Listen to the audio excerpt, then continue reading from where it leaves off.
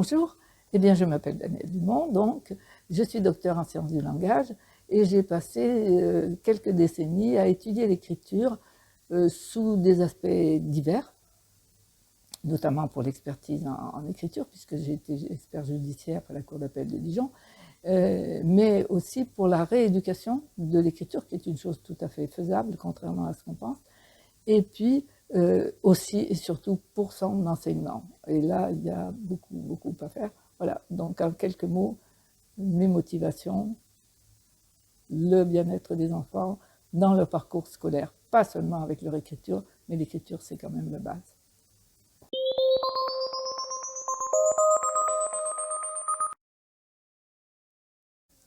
Ah, ça, c'est une très bonne question.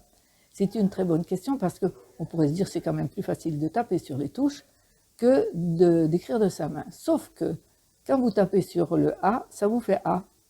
Quand vous tapez sur le B, ça vous fait B. Et si vous avez choisi Arial, ça vous fera Arial. Si vous avez choisi Times, ça vous fera Times. Bref, quel que soit votre choix, vous tapez sur la touche, ça vous le donnera toujours à l'identique, même si vous tapez 100 fois. Avec l'écriture manuscrite, c'est tout à fait différent. Il faut que vous ayez déjà, dans votre intention, au moment où vous commencez à écrire, le mot entier, non seulement le mot, d'ailleurs ce que vous voulez écrire.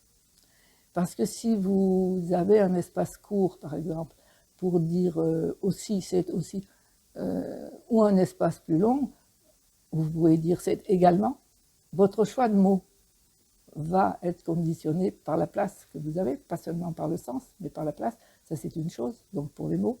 Mais pour les lettres, on a la même chose. C'est-à-dire que si vous avez une lettre à l'intérieur d'un mot, la même lettre à l'intérieur d'un autre mot, elle n'aura pas forcément rigoureusement la même forme, parce que au fur et à mesure que vous écrivez, vous recodez chaque lettre en fonction de celle qui précède et de celle qui suit.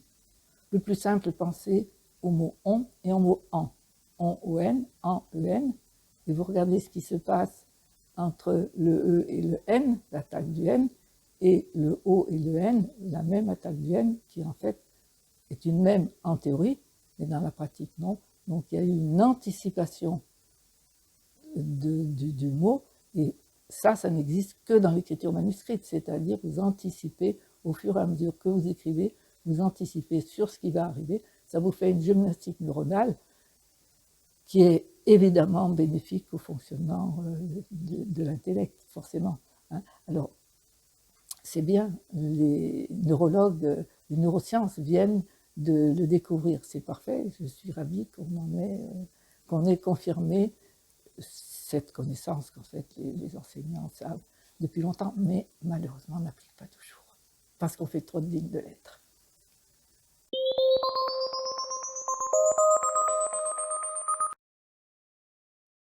Je ne vais pas dire question qui fâche, au contraire, cette question me tient à cœur, parce que, très franchement, un enfant qui a de grosses difficultés avec la posture et la tenue du crayon ne va pas être concentré sur son travail. Il va être fatigué, il va avoir mal au dos, et il ne va plus avoir envie de venir à l'école, tout simplement. Et ça, c'est une chose assez fréquente. Alors, la première chose que je conseille, elle est en négatif. C'est-à-dire, ne continuez pas, ou arrêtez de, comme vous voulez, arrêtons de gober tout ce qui est dit sur Internet en matière de tenue et maniement du crayon. Et en matière de posture, on a des catastrophes qui circulent. Et donc, si les enfants commencent à se positionner de travers, il ne faut pas être étonné qu'ensuite, ils se positionnent de travers, puisqu'on leur a appris. Hein. Donc, la première chose, c'est de faire attention à ce à quoi on se réfère. La deuxième chose, c'est d'essayer et puis de voir ce que ça donne. Donc, si on veut que les enfants adoptent une posture correcte, il faut déjà que ce soit dans la détente. Ils sont tous comme ça, comme s'ils étaient en apnée, là. Hein. Pourquoi ils sont comme ça? Parce qu'on leur a fait faire des exercices avec les bras en l'air, le coude en l'air, et ils sont comme ça. La première des choses, l'une des premières des choses, c'est descendre les épaules. Pour descendre les épaules, il faut faire descendre les coudes. On descend les coudes derrière la table, ça fait descendre les épaules, ça dégage le cou, et ça permet ensuite, avec ce que j'appelle par exemple les chenilles pressées qui est un pianotage là, pour arriver en haut de la table, ça permet donc d'être dans la perspective d'une bonne fluidité de l'écriture. Donc voilà, et puis la tenue du crayon, alors n'en parlons pas, là c'est pareil, hein. On va même jusqu'à nous dire que ça n'a pas d'importance. Alors ça c'est quand même, je voudrais soulever ça parce que je trouve très très dommage qu'on fasse circuler des informations tronquées. Des chercheurs canadiens ont trouvé que on pouvait écrire en adoptant n'importe quelle tenue de crayon. Et bien sûr, ils ont tout à fait raison. On peut écrire en adoptant n'importe quelle tenue de crayon. De la même façon qu'on peut écrire avec son pied, ou qu'on peut écrire en tenant le crayon entre ses dents. On peut. On peut, ça ne veut pas dire c'est recommandé. On peut, ça ne veut pas dire c'est sans danger. Vous pouvez conduire votre voiture après avoir bien arrosé une fête. Vous pouvez. Sauf que pendant combien de temps vous allez continuer comme ça à arroser les fêtes et à rentrer chez vous de suite après?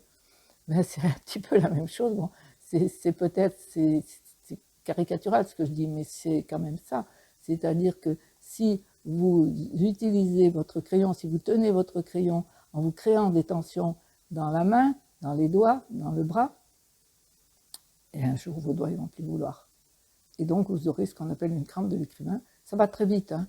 Ça va très vite, c'est-à-dire qu'à un moment, on se rend compte qu'on se met à écrire un script. On dit « Ah, j'ai changé mon écriture ».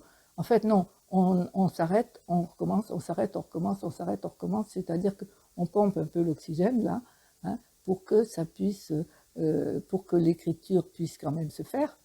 Et puis, à force de faire ces manipulations-là, ces manœuvres inconscientes, en quelque sorte, eh bien, un beau jour, les muscles ne vont plus le vouloir.